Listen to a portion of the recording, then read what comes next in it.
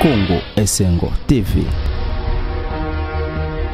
Vous satisfaire, c'est notre devoir. Être satisfait, c'est votre droit. Abonnez-vous sur notre chaîne Congo Essengo TV.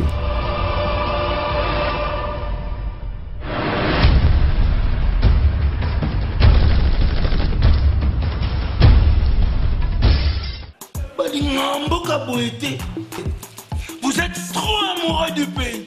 Botelabino balandi ya Congo Essengo TV, chaîne ya vérité, chaîne où il sa cabine d'information ya solo, toujours kaka na souci ya informer bino parce que y a des devoirs na biso ya informer bino. Merci tout le monde ali sous mukula lelo na nouveau numéro ya émission na biso na masolo ya sika dito yambi mesisimo dia kubikwa. Donc on a yende to kobeta masolo ya mukolo na lelo ou na kokinde directement na kopesa ye mbote ndeko Simon. Mbote Mama Belinda. Mais c'est Simon soko koki ko se présenter pour que balandi ya Congo Essengo télévision baye bayo ozanani sala kanini. Ngai kombo na ngai Simon Diakubikwa Ndiako, j'ai 67 ans, j'ai 25 ans de banque. Je suis détenteur d'un diplôme d'études supérieures spécialisé en gestion de contrôle de banque. Ngai na salaka na ba banque. Et puis je suis membre fondateur de l'ECD, parti cher à Martin Fayoulou, et je suis animateur de la section ECD Selemao. Merci monsieur Simon Diakubikwa. Tout le monde directement dans ma solo na biso ya mokona lelo. Monsieur Simon, en tant que leader ya Congo, vision na yo ezani. Maman Belinda, vision elingi koloba, chacun a kozana na image sur un futur probable. Il y a société. Vision nangai ezali reposée dans Ésaïe 65, 21 et le Biboué. Nous bâtirons les maisons et les habiterons.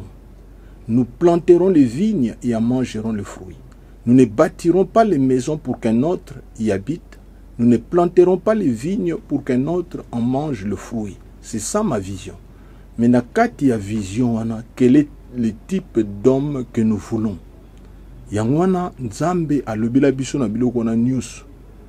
Yangwana na cité Ecclésiaste 2, 26.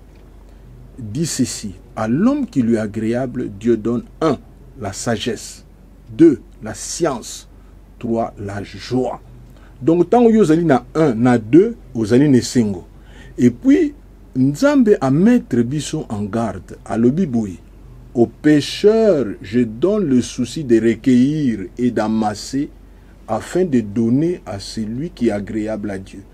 Et libi kolobanini bato nyosu bazali koyiba mbongo ya l'État, bazako participer na détournement ya kesi ya l'État, mbongo na bokozala nango te pona bana na bango na bana oya bango bakotika ngo na nzela peuple akolokota yango. Ouais, merci beaucoup. To kota vraiment directement na masolo ya ECD. Monsieur Simon Boni santé à partir ECD. Maman ECD combat la vérité des zones et l'embi, c'est comme si on peut jouer coronavirus. Maman Belinda, père ya combat ya vérité des urnes kombo na ye Kondo Etienne Tshisekedi. Et puis héritier na ye kombo na ye Martin Fayoulou Madidi. Na lembi. Elingi koloba boye. Bango Kondo azalaki kaka en état de droit. Martin asapuyaka en état de droit. Et état de droit elobi nini kokangama na constitution na loi électorale. Constitution elobi nini na exposé des motifs que ba crise nyosu Congo a connaîtra ezeli ba crise ya légitimité. Ezeli constitution mutalobi bien. Article 5 ya constitution elobi boye. C'est le peuple qui est souverain, c'est le peuple mutazali patron. Ce qui est toqué dans la loi électorale, article 71, 72, 73 et le biboui. Tant au peuple a côté na bureau de vote, tant au abimi hein, il faut afficher les résultats bureau par bureau, centre par centre. C'est ça la vérité des urnes. Ezali te batum to lobi yango, ezali mikanda oyo ya solo ya l'état to bengaka constitution na loi électorale muté lobi yango. Donc na 2011 Kondo Etienne Tshisekedi alobaki na ndenge na ye alobi bokangelanga mutu wana, bokangelanga muyibi. Parce que atosaki mibeko te, soda lobaka buki mibeko tokokanga yo. Tosa mibeko tosa yo. Mais vérité wana et ce qu'on continue yango wana Martin Fayulu Madidi a récupéré kaka combat wana pour aloba na jeunesse ya Congo. Soki bolingi to bimana boumbu to kangama na vérité des urnes. Donc ba mikondio yo bako kamambuka oyo bako bima réellement na l'élection. C'est la voix oyo to tikali nango poto bimisa Congo na boumbu. C'est ça la vérité des urnes. Donc ils allaient combat ya lelote, mais il y a génération toujours le banabango botanga mikanda ya l'état constitution na loi électorale. Ils allaient eloko ya batute. Ils allaient constitution yangona konde Etienne Tshisekedi la lobe bokanga makaka na mukanda wana. Martin Fayulu paso le bakaka to kanga makaka na mukanda wana. Voilà le mariage ya Kondo Tshisekedi na Martin Fayulu Madidi.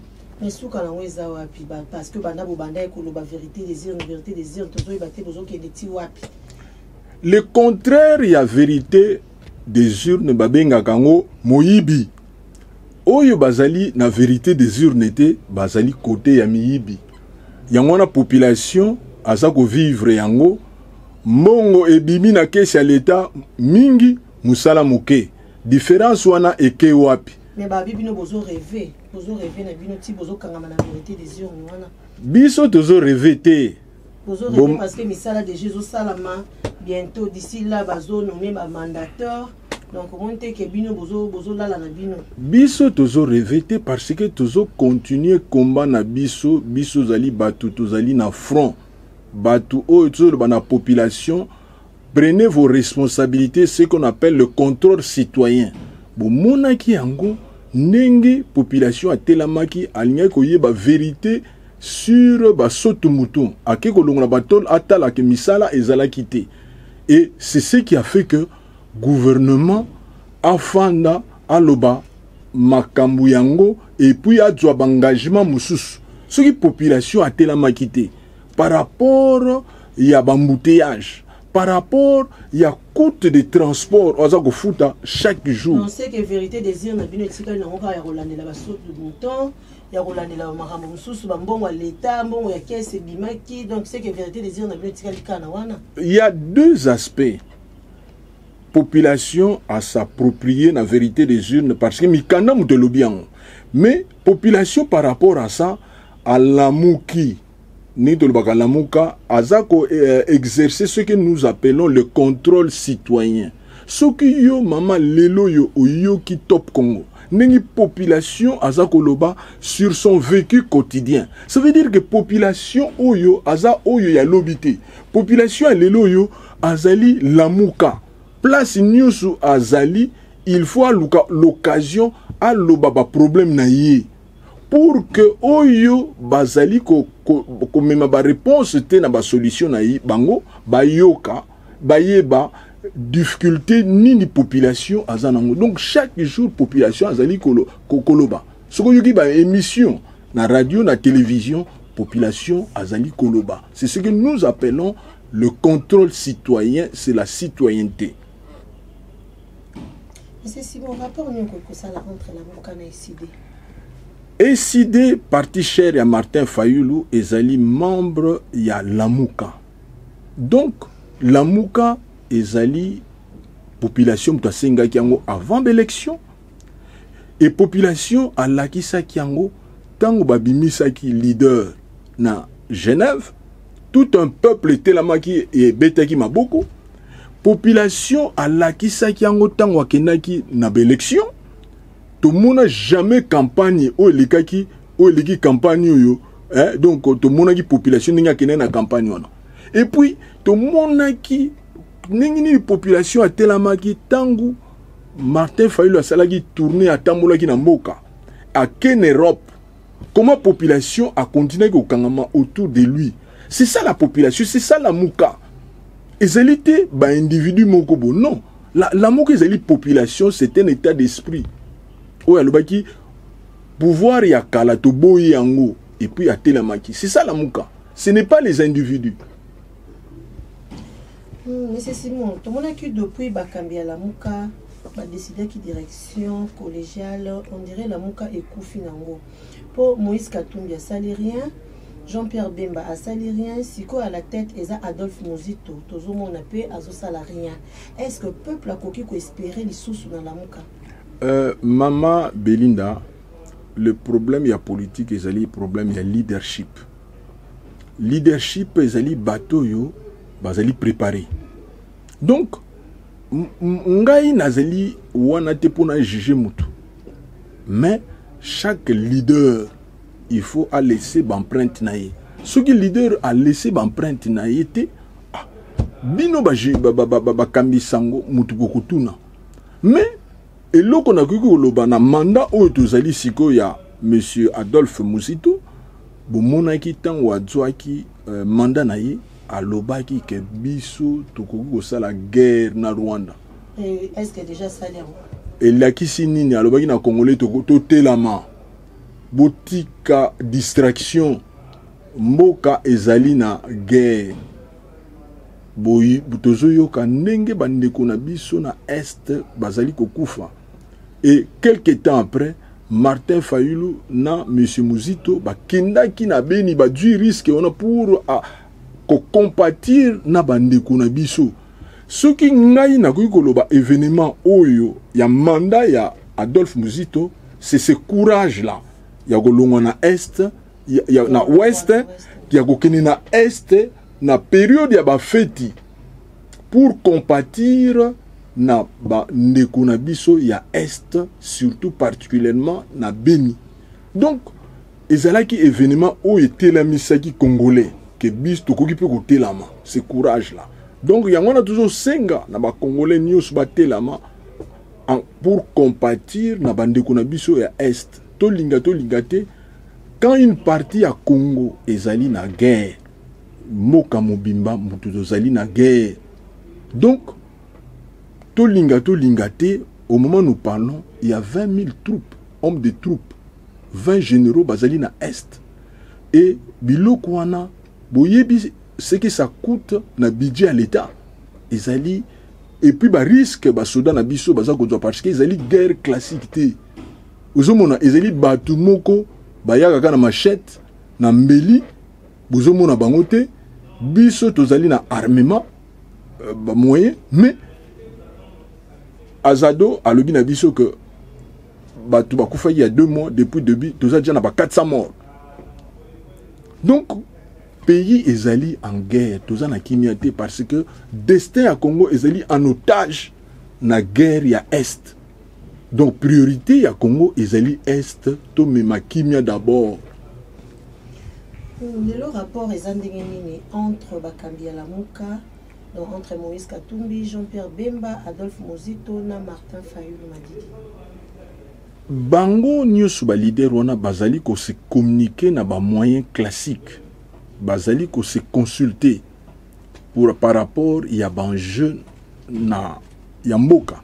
Mais chacun na bango azali pe na calendrier na particulier par rapport à son parti. Donc du point de vue consultation ba benganaka ba lobanaka mais chacun azali pe na priorité du point de vue parti na ye. Donc par rapport na bango jusque là toyoki na nous kokosote mutu moko te alobi boye non bazali na ba rapport ya bien la muka c'est une réalité. Ça par rapport à bien déni tout le monde a bango sur le terrain tout le monde c'est comme si Martin Fayulu la place moko bon balena Muzito Jean-Pierre Bemba talisi pe côté na ye Moïse Katumbi pe pa talisi côté na ye c'est comme si entre bango terrain ezali sous malamu te. Non maman Belinda ndenge na souligner ngo sokotali depuis un certain temps ML16 na calendrier pour par rapport ya parti na ye. Donc baza concentré na parti na bango. Monsieur Katumbi à mettre en place parti naïe. Bazalaki na temps où il fallait pas mettre la structure, il y a parti naïe. Parti décidé, tout ça qui na convention, na tout ça qui presque na congrès en janvier pour na restructurer parti. Donc Martin Fayulu azalaki peut concentrer na organisation ya parti. Donc tant où YouTube dit depuis janvier, chacun azalaki concentré na restructuration ya parti naïe. Donc c'est ainsi que c'était difficile d'organiser des événements ensemble parce que c'est tout à fait normal. Donc c'est ça la réalité. Poni Martin Fayulu to longano na masolo ya sidé na to betano ya yemoko Martin Fayulu. Boni tulandaki azosala tournée héros américaine. Oui, monsieur Martin Fayulu Madidi, président il y a SID et président élu, azali mutu ya bwania. Mutu ya bwania lingo lobanini. Oyo mutu esalaka. Par rapport à son parcours et une grande école de commerce à Paris. Il est invité qui a animé un séminaire par rapport à l'expérience naïe. Parce que faut voir que Martin Fayulu a à Paris, a une maîtrise, a une spécialisation dans une grande école de commerce et puis il a aussi sa MBA aux États-Unis. Et Martin Fayulu a mené carrière dans la première société du monde à pétrole. Donc par rapport à parcours naïe wana, école de commerce, invité qui est, aya ko partager expérience naïe na ba futur manager. Donc c'est ainsi que a doit qui 5 jours na Paris pour na animer ba séminaire. Donc épée sa malaka na mutunyo souté. Na kanisi en Afrique bazali bateau yo faut compter na liboko moko na misapi mitano baza mingité oyo ba invité na école de commerce, des grandes écoles de commerce. Donc il y a azali na profil, il a le standard international, il a le standard américain. Mais c'est Simon, en tant que cadre et SID, vous avez reproché président de la République Félix Antoine Tshisekedi na nini pour la gestion en Mboka. Maman nanga ba jijaka un gouvernement na ba acte naï. Soki to tali lelo oke na ba wenzi ba mama bazolela ba pri ya biloko e mati. Maman nangai soki to tali situation ya est ya mboka bande kuna biso bazali kaka kokufa. To moni place moko te président monsieur Antoine Tshilombo ake na télévision pour mobiliser peuple mobimba pour na est guerre ya est ya Congo. To monite na mikolo mibale misatu, hein, où monde entier ils ont parlé de coronavirus. Président a kende liboso na télévision a benga population pour la campagne. Il y a hygiène, en prévention, il y a biloko wana. Si un président n'a pas situation exceptionnelle. Mais tout est na guerre ya est, à l'écran na télévision te pour le bayango. Si ko na semaine outi ti lelo yo na makambo zo ningisa mboka. Tout le monde était en matin à télévision à benga population par rapport à un comportement à avoir. Te maman nangai Trump a télémi en Amérique a yebisi ligne de conduite. Na France Macron a télémi a pesi ligne de conduite. Na outi ko suivre président kenyan a télémi a benga population na ye na comportement indigène fubazala. Et ça a problème a benga il y a responsabilité. Culture et responsabilité et s'improvise à côté. Et ça il kamu ya batu ya boania. C'est ça le vrai problème tout ça dans le Congo. Hein? To benga kango caractéristique il y a ba responsable congolais to benga bango silence radio. Merci beaucoup, M. Simon. Toujours continuer toujours kaka na solo na biso ya journal lelo. Pour nous, au monique promesse et inauguration, il y a Basso Moto, il y a le 30 juin. Est-ce que vous allez tenir? Maman Nangai Nazali na badoute. Mingi. On a badoute, on a parce que batalaka ba prémisse. Pas y batou, ba uteki. Tango babandaki yango babandi yango mbango nyusu pa malamoko. Alors que balingaki ko bandana moko par rapport à moyen oyo l'état zanango. Il fallait d'abord réunir des experts, il y a secteur wana parce qu'ils avaient une implication mingi. Na ba tuer ya régie des eaux, na ba singasnel. Donc makambo ezala ki belé place wana. Mais sans que l'expert ba fanda ba kenango mbango, priorité na bango ezala ki mbongo ebima d'abord. C'est un problème de responsabilité quand on gère l'état. Ils ont les Kambouti à Mbo, les Kamamboka, ils ont première responsabilité. Mais là, nous avons assisté à une démonstration oyo, parce que les Sony, na Kondo Tshisekedi, na héritage oyo, soi-disant, parce que s'approprier. Et Kondo Tshisekedi, azaki ko combattre banti valeur. Or bango, entre bango, na makamona toyoki makamamo yibi, rétro commission. Makambo nyonso bazali ko reprocher.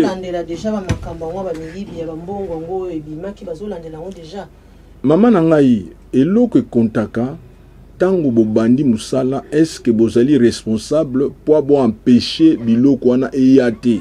Or ndenge mbongo wana ebimelaki et pasaki na ba structure ote ya l'état. Hein, parce que biloko à l'état va marcher à l'état, il y a des principes, il y a des commissions de marché. Pour nous sélectionner, pour mettre des garde-fous.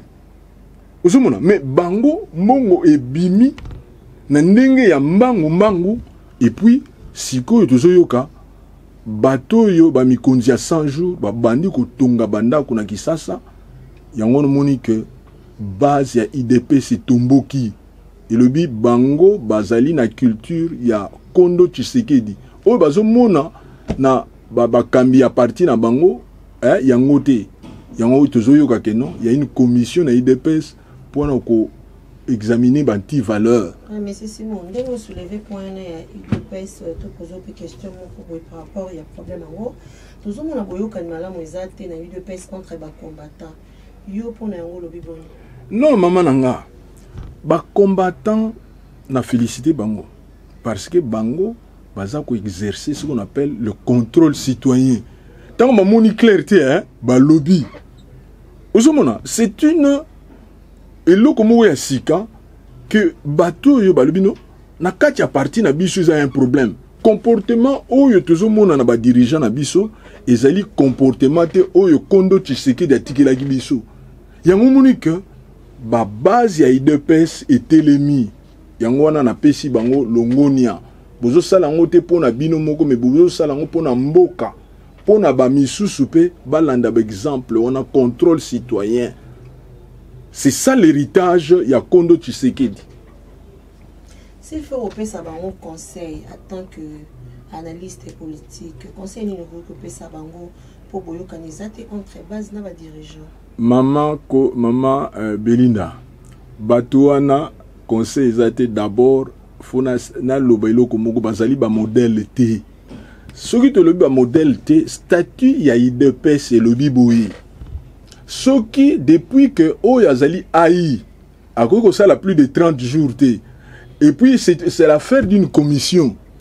Surtout que Oya commis président Aïe, Azali vice-président de l'Assemblée nationale. Il fallait attiquer fonction wana. Mais si tout le monde, batu balobi soko ke na bureau na ye l'Assemblée nationale azalakate. Bon mutongo azalaka wapi balobi ba misuso no azana ba faire privé. Mais yé azalaki étudiant. Comment commis déjà na ba faire privé? Donc problème ezali manque ya respect ya ba statut ya UDPS. Yango ngone ki ba combattant na ba cadre misusu ya UDPS ba telemi parce que bazali ba modalité. Donc bango bazali na complot ya koboma héritage ya Kondo Tshisekedi parce que Kondo Tshisekedi azalaki kaka moto yo azalaki attaché na makambo et komami. Donc le respect ya ba statut ya IDPS. Donc ba komi na crime ko toyoki na population. Libumu d'abord, un peuple après. Merci beaucoup. Merci beaucoup, M. Simon. Maman Belinda, un responsable politique, il faut aïeba quels sont les défis à Congo. Un, défi à Congo, il y a l'élo oyo ezali la paix. Parce que paix, mboka ezana guerre. Sokotali effort ba ndekuna biso ba soda bazoko fournir kuna. Tokokai ko épargner bangwango. Sokotali mbongo ezo bima na kesi ya l'État. Soki totali ba mbongo ebele ba mbongo wana il fallait et servir to tonga ba caserne ba soda. To tinda ba soda na formation. To améliorer ba condition ya ba soda. Donc on demande ba soda be fort moko oyo tokoki ko épargner bango. Yangwana Kondo Martin Fayulu a proposé une conférence internationale sur l'est du pays. Et Nicolobani ni to fan d'Abisso News. Monisco, Union africaine, société civile, FARDC, et ba historien, ba anthropologue, beaucoup monake likambo ya est wana ekosa la 3 mois ici.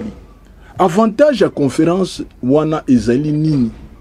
Nous allons mutualiser ba effort pour que bateau mona clair, flou et à la société. Deuxième avantage, conséquence dans nos alignes, tu dois arrêter mouiller pillage en matière première. Oizo kota na bamboka misusu na ba individu. Ba matière première on a ekozonga na caisse ya l'État et ko triple budget à l'État. Budget zali autour ya 6 millions. Donc ce qui te 6 guerre ya est, budget ekoko mata na ba 20 millions, 20 milliards. Parce que mongo wana ekozonga na caisse ya l'État. Mais comme ezali ko profiter na ba individu na ba pays oyo ya pemeni batu nyonso oyo bazoko kambana biso ba limite guerre wana ici là. Parce qu'ils ont profité na ba individu na ba pays voisins. C'est ça la vérité ya guerre de l'Est. Deuxième défi à Congo ezali électricité na mai. Soko tali lelo yo courant soke yé boyebite tango kokende. Soko tali mai bateau basala kana régie des eaux baza déjà na plus de 3 mois ya arriéré à salaire. Ozomona mama nanga. Wana ezali problème na biso. Troisième défi ya Congo ezali ba moyens de communication. Ça veut dire les routes, le rail, fibre optique et puis aménagement et à fleuve pour na bateau et tambolaka. Soko tali biloko wana susu mawa. Et quatrième défi à Congo, c'est la cohésion nationale. Tous à la bomoko. Mais pour na cause à la bomoko, ezali principe, il faut la constitution, botia na kati. Et comment sortir na défi maman na sali d'accord, mais na ligo lo balikambo ya troisième défi. Quatrième défi, cohésion. Cohésion, il faut que nous devons avoir un débat citoyen sur la constitution. Patwa yeba nini mboka fwe kangama pour la cohésion et ya. Mais pour na kobima na ba défi wana maman na ngai, il y a deux choses. Celui de sortir na débat sur la cohésion où nous mettons la constitution au centre, c'est un débat citoyen qu'on appelle la citoyenneté. Pour tout kangama tout en de kenilboso. Mais pour na kobima na lo babenga kana monde un leadership fort, cohérent, non répressif et non prédateur. Donc, le problème est lié à leadership. Leadership est le binini. Mon conduit à Kambabino, il faut avoir la vision. Il y a comme une musique pour le bonheur yamboka. Leadership est yakaboité. Pour la leader, il faut remplir les conditions au moins 4 à 5. Ça veut dire, Moutumoko atanga. Alors, atanga ya solo. Deuxième condition, parce que Kotanga, il y a un de la logique. Deuxième étape, pour la leader, il y a solo, ezali, expérience professionnelle. Il n'y a pas yoana, au format caractère, il y a moutou. Baye baki moutou, c'est ça, ma beaucoup milai. Bisima Sima. Hein? Caractère. Troisième condition pour la leader fort, ils allaient mutoyo à kola na église. Église, ils allaient église, ya minene o ils allaient ya église ya bakoko na yo, ya batata na yo, église ya famille. Parce que église, hein, pas yoana ba formaka conscience ya mutu. Ko sala mabe, na ko sala malamu. Alors, terrain il y a expérimentation, il y a leadership, hein, et ça la famille. Ce qui nous apportant bonheur na ndaku na yote. Okoki ko porter bonheur libandate. Donc, ba kino balubaka, ceux qui remplir ba condition wana te ba kino balubaka batu wana bazali batu ya viongolo. Hein, kinoa, oyibili comme on a viongolo. Donc, talakaka batu ango baza combien de générations ya batu viongolo ane la sini mutatanga classe ya solote muta sala na société mutatanga classe te ya solote asala na société te pendant 10 ans 15 ans pour bailler ba caractère na ye mutu akola na église te CV mo ya mukie te CV te pas malanga nyos wana il faut kangisa ngo nyos et puis mutu azala na libala te abali kaka na ngimoko na viongolo donc boyebite ce qui a fabriqué batu te moi si na ko sala témoignage te ke amemelanga bonheur yango na moni ke mboko yo ezotambola te pona batu ya viongolo kinoa doa kombo wana. Merci beaucoup monsieur Simon Diakou Bikwa, hein?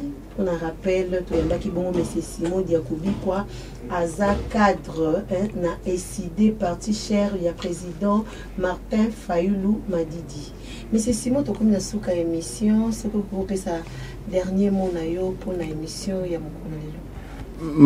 Maman Belinda pour na kobima na situation où etozali nango ezali solution mususu te ezala vérité des yeux.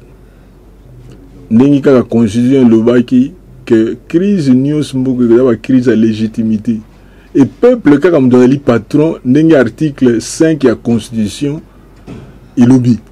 Donc eloko tozoko senga na population asenga ba revoir seni ba revoir cour constitutionnel yangwana soki to régler ba problème wana bokomo na développement ya mboka bonheur ya mboka ba prix ekokita na marché misala ekoya bonheur ya mutu ezali na musala. Donc faut ba dirigeant ba pesa bino musala soki musala ezate yangwana ba bandeko na biso ya IDPS baza ko la démonstration de force na félicité bango encore. Merci beaucoup, merci monsieur Simon Diakobi kwa ndenge o accorda kibiso interview ya mokona lelo. Merci na bino nyonso balandi ya Congo SNGO TV, merci na fidélité et confiance au bopesa kalabiso Congo SNGO TV chez moko epesa bino information dans la source payée et memeli bino. Merci na réalisateur na Pichu Monsieur de Londres na msaki to kwazo sala na Congo SNGO TV. Merci les sous na salon Edo na Majester, merci na Hercule Banfoitou, merci na Jenny Lema Aquarium Mboka 3 fois belle, merci les sous na Hortense et Nikita Mwasi Pembe, Dodo Pongo Aigle na Majester, na Pesibinos, merci Yannick Bongondo 4 fois Mobali, merci na yo, merci pe les sous na Agassi Azama. Na osenga na bino kaka bandeko bo s'abonner massivement na chaîne na bino Congo SNGO TV, chaîne Oyo ya solo, chaîne Oyo pesa kabino ba information. À travers chaîne Obo Bandrozwa, à chaque fois ba nouvelle, comment est-ce que Makambozo s'est passé à la République démocratique du Congo. Ngana bino to mona ni mikolo zali koya botika na malamu na mabota na bino. Bye. Badingamboka boité. Vous êtes trop amoureux du pays. Congo SNGO TV. Vous satisfaire, c'est notre devoir. Être satisfait, c'est votre droit. Abonnez-vous sur notre chaîne Congo SNGO TV.